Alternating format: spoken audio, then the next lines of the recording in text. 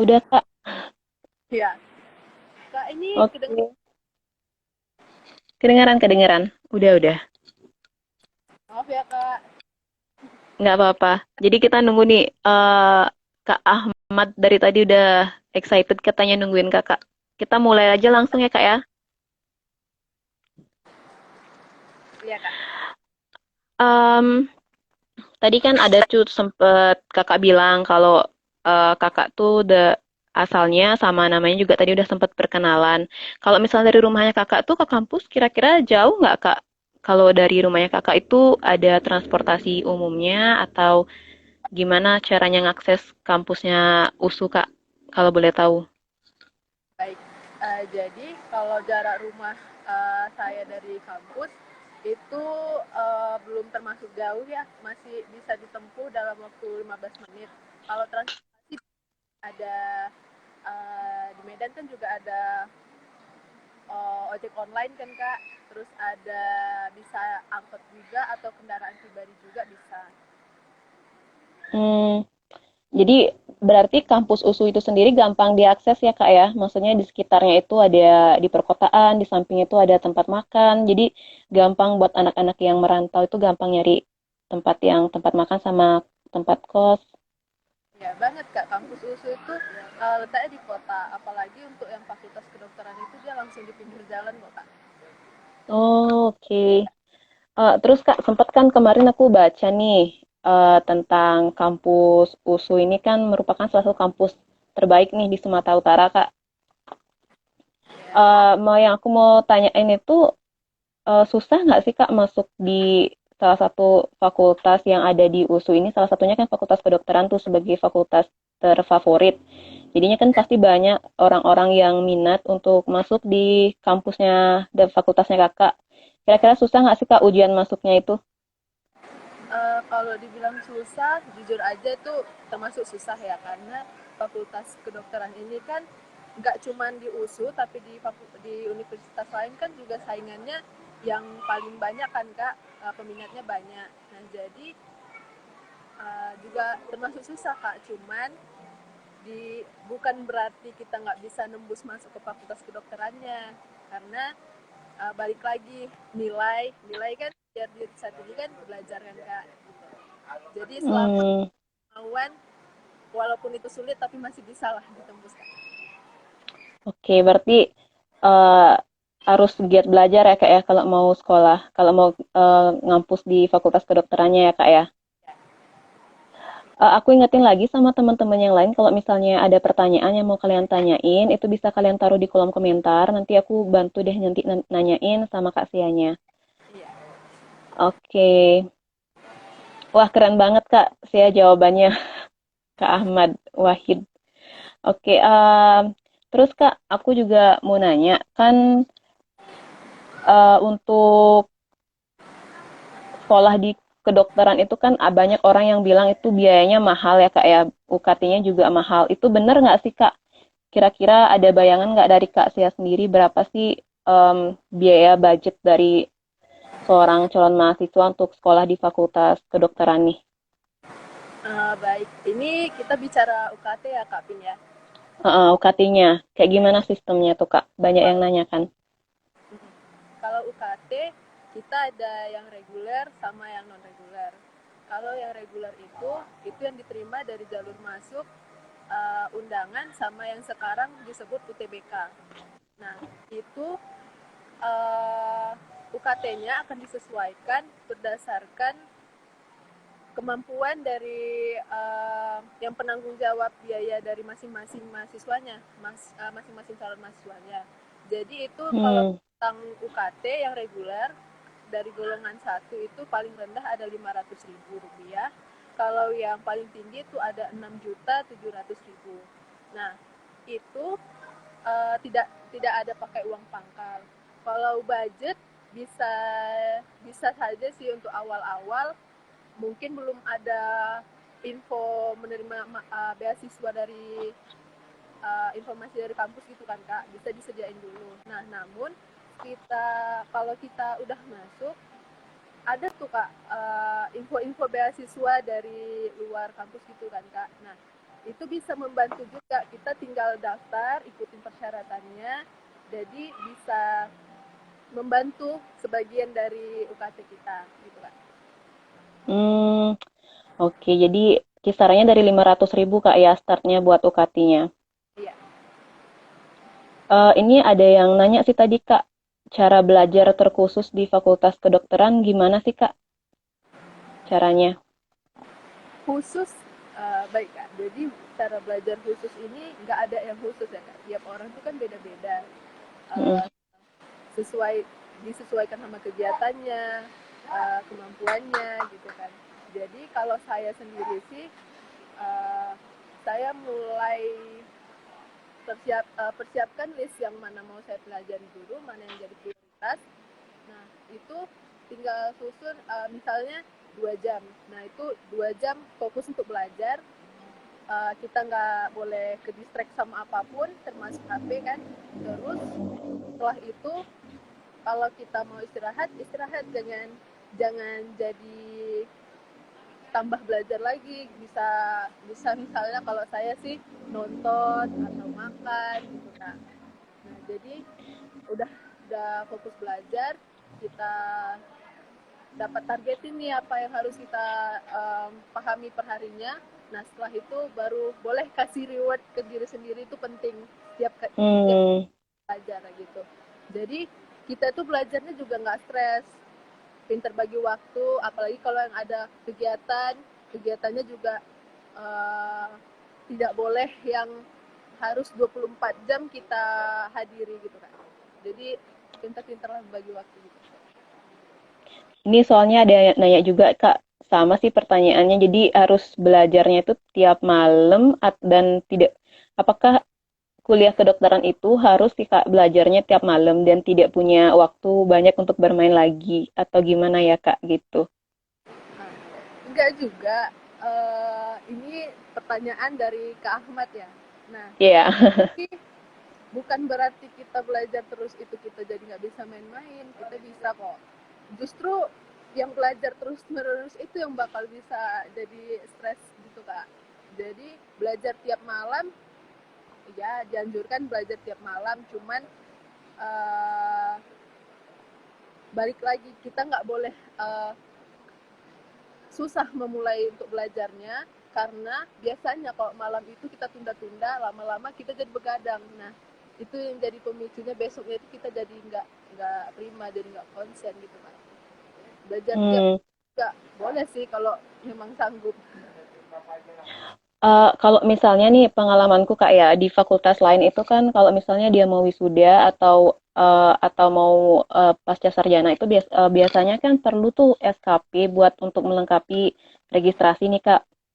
Kalau di USU sendiri fakultasnya Kakak gitu ya Kak ya. Maksudnya perlu nggak kita itu ngumpulin SKP sesuai dengan poin yang harus dikumpulin. Sedangkan di sisi lain kan kedokteran itu benar-benar padat banget tuh mata kuliahnya. Gimana dong caranya Kakak buat ngebagi untuk bisa ngumpulin itu dari kegiatan-kegiatan dan gininya juga apa namanya ikut kuliahnya itu biar waktunya itu nggak tumpang tindih kayak gitu. Uh, jadi kalau untuk SKP itu udah disesuaikan sama bloknya gitu kan Kak, udah ada. Nah, itu harus dicapai per tiap semesternya.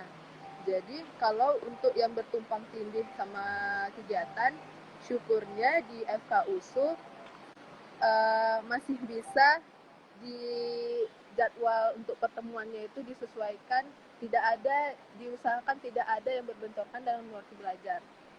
Nah, Hmm, oke, atau berarti udah bisa diatur. juga malah teman-teman organisasinya itu yang membantu kita belajar kalau ada waktu kosong gitu Kak. Jadi Oke. syukurnya nggak ada yang sampai mengganggu pelajaran gitu Kak, kalau menurut saya. Hmm, oke.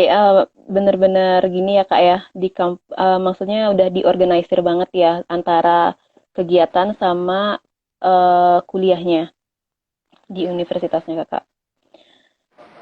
Terus selain dari padatnya jadwal kayak di kampus, di pas kuliah dan kegiatan-kegiatan itu, salah satu yang bisa menunjang kenyamanan kita di kampus tuh kan fasilitasnya nih Kak, fasilitas kampus itu sendiri.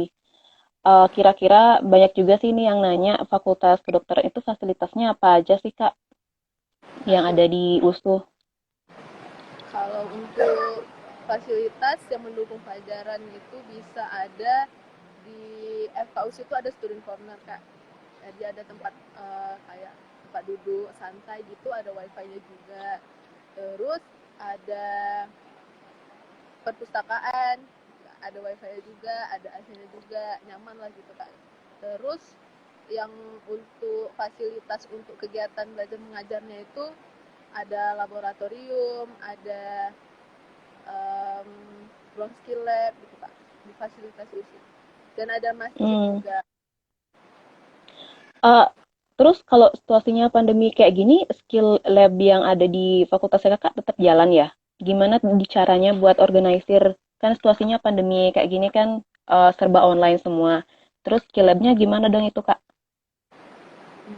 Kalau untuk pandemi ini skill lab dari FKUSU bikin video gitu kan kak tetap. Jadi ada yang disuruh sediain alat peraganya masing-masing, kita praktekkan dari rumah masing-masing. Nah, Hmm. itu tetap bisa dilakukan di sendiri-sendiri di rumah. Uh, sama dan itu malah bisa lebih membantu lagi karena kalau kita pakai aplikasi video conference ini kan bisa kita rekam gitu kan kak, jadi bisa diulang-ulang kalau kita ada waktu, malah lebih Hmm. enak sebenarnya, lebih ada dokumentasinya.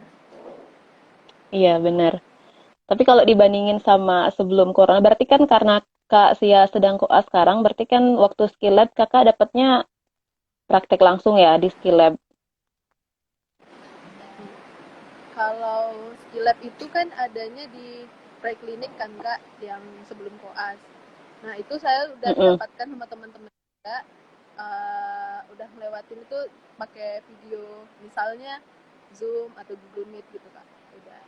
Kalau Oh, sekarang oke. untuk yang praktek langsung itu kalau kalau kita lagi dapat jadwal offline di rumah sakit kak gitu. Oh, berarti koasnya tetap jalan ya, Kak ya, walaupun situasinya Iya. pandemi kayak gini. Nah Oke, koasnya terus, juga bergilir gitu kak, nggak terus-terusan kita sering-sering ke rumah sakit gitu karena kan pandemi. hmm, mm. Terus ada yang nanya juga nih, Kak, motivasinya Kakak masuk jurusan kedokteran ini apa? Nah, kalau motivasi banyak ya kak. Salah satunya saya emang senang ini sih, dari dulu lihat-lihat video-video kedokteran gitu kak. Saya lihatnya keren waktu kecil. Nah udah SMA, hmm, lebih mahamin pelajarin biologi itu terus bisa kita pakai untuk menyembuhkan orang tuh rasanya luar biasa kak gitu. Jadi itu kayak Hmm, perpanjang tangan dari Tuhan, jadi itu setiap kita walaupun kita capek kita tetap merasa bersyukur terhadap hasilnya gitu kak. oke. Ini ada yang nanya juga, kalau di Fakultas Kedokteran, tadi udah sempat dibahas sih sama Kak Sia ya, teman-teman. Ada banyak nggak sih, Kak, tugasnya dari Yosef Yantama Jaya? Oke baik. uh, untuk tugas tugas dibilang banyak enggak lah, enggak banyak, cuman kita rata-rata tugasnya itu yang perlu disiapkan untuk berhari-hari gitu, nggak bisa langsung siap gitu. Jadi banyak baca referensi, tugasnya gitu-gitu kak. Cuman kadang ada yang harus siap dalam 2 hari, ada yang seminggu, jadi nggak terlalu dipadatkan untuk hari siap besok, hari ini kasih tugas besok langsung harus dikumpulkan, nggak juga, kita masih bisa kondisional gitu kak, nggak kayak yang saya dengar-dengar yang lain gitu kak. Ini juga ada Kak Geran Geran Dongs. Nanya gimana caranya melawan rasa malas saat mulai belajar, Kak.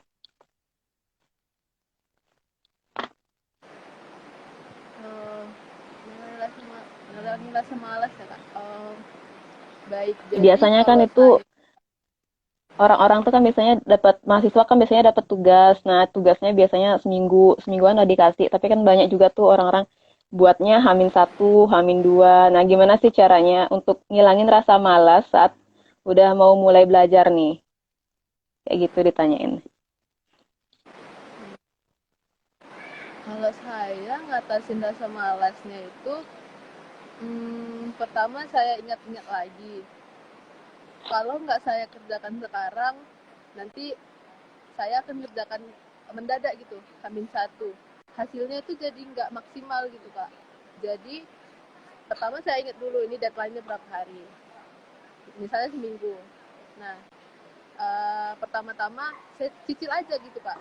Justru yang malas itu, kalau malas nanti kita jadinya deket-deketnya jadi terkejar target gitu Kak, jadi hasilnya nggak maksimal. Jadi Hmm. lebih baik dicicil-cicil aja. Kalau satu hari itu nggak langsung siap atau berapa persen, walaupun cuma 5% itu tetap ada, itu tetap progres gitu Kak. Jadi ya tetap harus, itu sebenarnya tantangan buat diri sendiri, ngelawan rasa malas. Oke. Jadi ada nggak sih tips-tips dari Kak Asea agar bisa nanti diterima? Anak-anak SMA nih kan banyak nih sekarang minta tips. Gimana sih caranya Kak biar bisa diterima di Fakultas Kedokteran? Harus belajar apa? Dan bagaimana apa yang harus dipersiapin? Mungkin Kak Asea bisa ngasih sedikit tips buat mereka nih. Nah, untuk anak-anak SMA, jalur masuk ke fakultas kedokteran itu kan ada undangan, UTBK sama mandiri ya. Jadi Hmm. yang perlu disiapkan itu pelajaran apa aja, tentu aja pelajaran-pelajaran yang ada di SMA. Nah, gak, terus kalau bisa, ini menurut dari saya sendiri, karena saya pengalaman juga sebelumnya, itu jangan jangan belajar untuk masuk ke fakultas atau perguruan tinggi manapun atau sekolah tinggi manapun itu harus dipersiapkan dari mulai dia kelas 1 SMA Kak, dengan pas dia kelas 3 SMA. Karena banyak rata-rata anak kelas 3 SMA ternyata dia baru tahu sistem ujiannya, pelajaran pelajaran untuk soal-soalnya itu untuk masuk perguruan tinggi itu juga dia baru tahu, sehingga dia stres gitu Kak. Jadi harus dimulai dibiasakan belajarnya itu dari dia kelas 1 SMA. Dan juga eh, jangan kita dapatin hasil ujiannya dulu baru kita nentuin target. Kan sistem UTBK Hmm. sekarang ya, dia dapat nilai dulu baru target. Saya tahun lalu kayak gitu Kak. Nah, kalau Hmm. bisa itu tentuin target, kita mau masuk fakultas mana, baru kita usahakan nilai berapa yang mau kita capai gitu Kak. Jadi jangan, misal kita mau fakultas kedokteran, tapi kita lihat nilainya dulu, ternyata nilainya rendah, nah dia turunkan lagi targetnya fakultasnya. Jadi jangan sampai seperti itu Kak. Oke. Jadi memang benar-benar berarti pelajarannya harus dipelajarin itu lebih ke biologi Kak ya, kira-kira atau umum? Umum Kak, kalau karena kan ini kan masih pelajaran SMA kan, nilainya kan secara Mm-mm. umum, jadi fisika pun termasuk Kak. Oke. Terus kalau misalnya udah masuk nih di Fakultas Kedokteran Kak, kira-kira mata kuliahnya biar ada bayangan gitu, anak-anak teman-teman yang lain. Mata kuliahnya apa aja sih Kak yang ada di Fakultas Kedokteran? Mata kuliah banyak. Kalau untuk semester 1 sama 2 itu biasanya masih dasar Kak. Jadi contohnya itu satu ada Hmm. anatomi tentang struktur tubuh manusia, kemudian biologi, mempelajari fungsi tubuhnya, kemudian ada farmakologi tentang obat-obatan juga, sama histologi tentang jaringan. Gitu, Kak.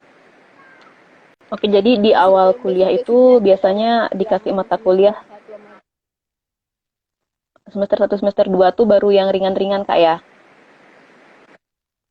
mata kuliahnya. Jadi nggak terlalu yang berat dikasih. Iya, kan Oke. yang masih dasar-dasar. Yang dasar-dasar dulu baru nanti mulai dari semester 3 udah yang super Kak ya.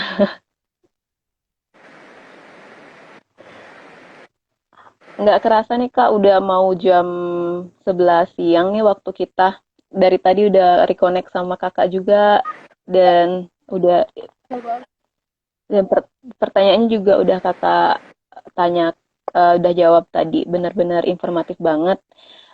Kira-kira ada teman-teman yang mau nanyain nggak lagi ke Kak Seanya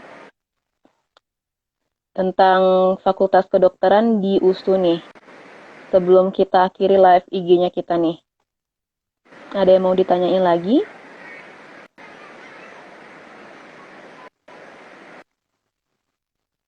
Mungkin pertanyaan aku deh Kak, terakhir nih. Pesannya Kakak nih untuk anak-anak SMA.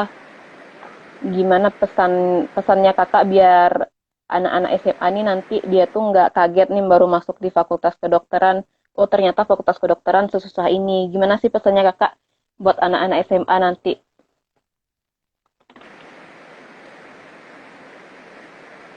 eh, pesan-pesan buat anak saya. Maaf Kak, agak terputus, bisa diulang Kak? Oh, eh, ini kan anak-anak SMA kan biasanya itu baru masuk kampus tuh kan beda banget nih sistemnya Kak dari SMA ke kampus. Pesennya Kakak biar anak-anak itu teman-teman itu nggak pada kaget nih masuk ke kampus kedokteran di semester pertama sama semester selanjutnya itu pesennya Kakak mungkin buat teman-teman ada nggak?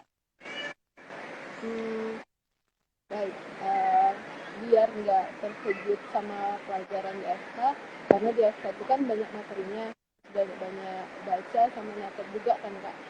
Nah, dari SMA harus dibiasain buat belajar yang jangan santai-santai gitu, banyak banyak banyak catat. Jadi itu semua penting sih dari SMA ini, dibiasain belajar buat eh, utama tanggung jawab sama targetnya yang dia ditentuin untuk belajar, sama konsisten konsisten buat terus baca.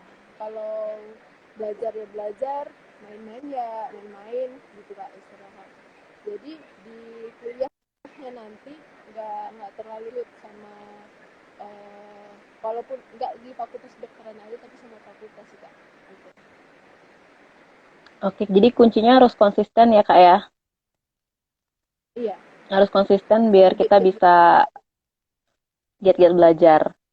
Oke teman-teman itu pesannya dari Kak saya ya. Kalian harus konsisten sama giat-giat belajar nih biar nanti pas diterima nih di Fakultas Kedokteran di USU biar nggak kaget. Oke Kak, mungkin segitu aja yang mau aku tanya ini dari anak sekolah. Terus terima kasih atas waktunya Kak Sea. Mohon maaf tadi juga ada gangguan ya teman-teman. Terima kasih juga Aku, Kak Ping sama sekolah. oke aku close ya Kak ya.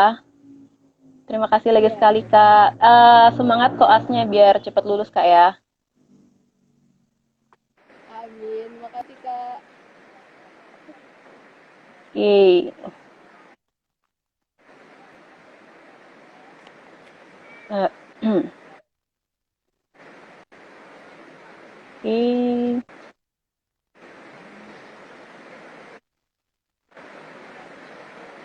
Bentar.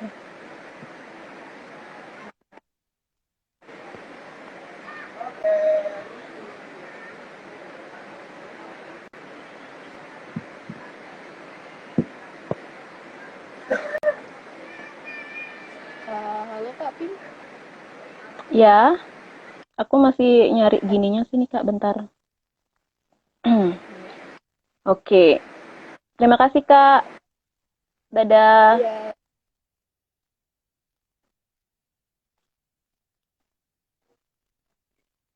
Teman-teman, terima kasih tadi udah nemenin kita di live Instagram. Eh, untuk Instagramnya ini bakal kita save di IGTV Anak Sekolah, jadi bisa kalian cek di Instagramnya kita. Dan kita juga bakal upload di YouTube di ASK Strip Anak Sekolah. Jadi bisa kalian cek di sana. Sekali lagi mohon maaf tadi ada gangguan sinyal, jadi agak ke delay live Instagramnya. Tapi tiap weekend, tiap hari Sabtu kita bakal terus adain live Instagram. Jadi kalian bisa gabung dan ngebedah fakultas-fakultas lain di universitas-universitas lainnya. Dan terima kasih telah waktunya selama 30 menit ini. Dari tadi kalau keputus sih 1 jaman, udah banyak banget informasi yang disampaikan sama Kak Sea dan benar-benar informatif banget buat kalian. Oke, terima kasih atas waktunya. Sampai jumpa ya, dan selamat siang.